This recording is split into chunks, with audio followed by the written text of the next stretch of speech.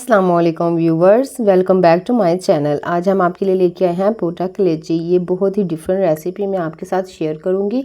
आपसे ये रिक्वेस्ट है कि मेरी इस वीडियो को स्किप कर करके नहीं देखिएगा। ये बहुत ही अलग रेसिपी होगी और इसकी स्मेल भी हम ख़त्म करेंगे और इसमें हम बहुत कम इंग्रेडिएंट्स में इसको, और मेरी वीडियो को बहुत पूरी वॉच कीजिएगा। इसके लिए हमें लिया है एक दरमियानी साइज़ का प्याज हम बहुत कम इस्तेमाल करेंगे। यहाँ पे हमने 1 टेबल स्पून लिया है अदरक और 1 टेबल स्पून लिया है लहसुन, जिसको हमने बारीक चॉप कर लिया था। इसको हम हल्का सा ब्राउन करेंगे।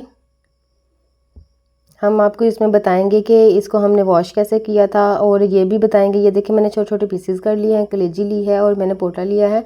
पोटा के मैंने 2 पीसेस कर लिए हैं। ये देखें 2 पीसेस में मैंने इसे तकसीम कर दिया और कलेजी को भी ये मैंने ले रही हूँ 500 ग्राम।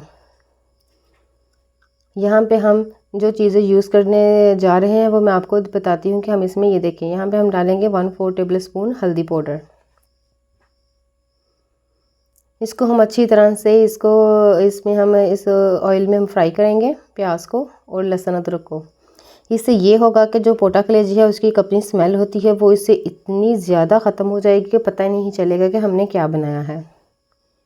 ये फ्राई भी होंगी और ये इसका सालन भी होगा और देखने में ये फ्राई लगेंगी। इतनी दिलचस्प ये है रेसिपी कि आपको बहुत पसंद आएगी। आप भी घर पे ज़रूर ट्राई कीजिएगा।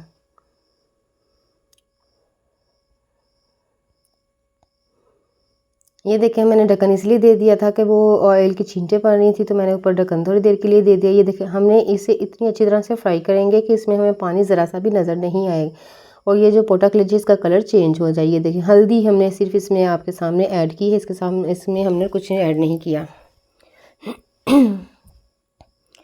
ये तकरीबन दरमियानी साइज़ के हमने टमाटर लिया था और लिए हैं हरी मिर्चें 2 से 3 अदद।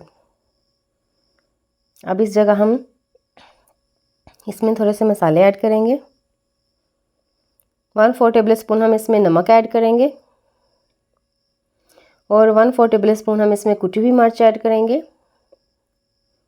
1/4 टेबल स्पून हम इसमें पिसी हुई मिर्च ऐड करेंगे। अभी तक हम इसमें बस यही मसाला जात ऐड करेंगे और इसमें अच्छी तरह से इसको फ्राई करेंगे। जो मसाला जात जब भी आप क्या करेंगे, जब भी आप हंडियाँ पकाएं, जितनी आप हंडे की बुनाई करेंगी उतना ही उसका जो टेस्ट है वो डेवलप होगा। यहाँ पे मैं ले रही हूँ तकरीबन 3 से 4 टेबल स्पून अच्छी तरह से फेंट के दही। इससे ये होगा कि जो इसकी स्मेल होगी वो भी ख़त्म हो जाएगी और इसमें एक ग्रेवी सा जो टेक्सचर होगा ना वो बहुत ही मज़े का होगा, इसलिए हमने इसमें ये ऐड कर दी है।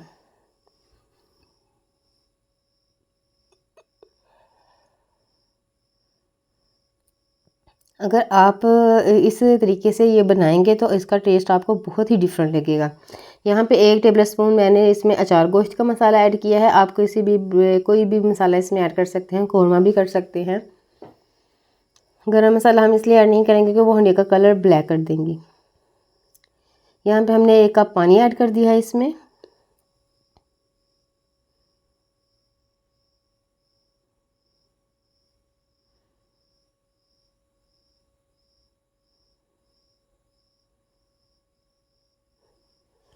अब यहाँ पे हम इसको तकरीबन 20 मिनट के लिए दम पे रहने देंगे। मीडियम फ्लेम पे हम इसको पकाएंगे और ये अच्छी तरह से गल जाएगी। ये देखें माशाल्लाह से इसको 20 मिनट हो गए हैं पकते हुए। ये देखें कितना अच्छा कलर आ गया है इसका माशाल्लाह से। अब 1 से 2 मिनट हम इसको ऑयल छोड़ने तक पकाएंगे।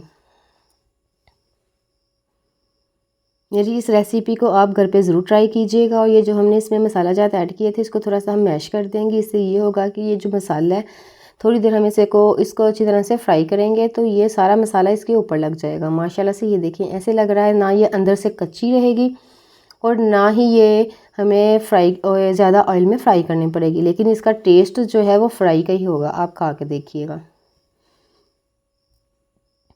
मेरी रेसिपी को ज़रूर ट्राई कीजिएगा। और ये देखें हमने डिश आउट किया है।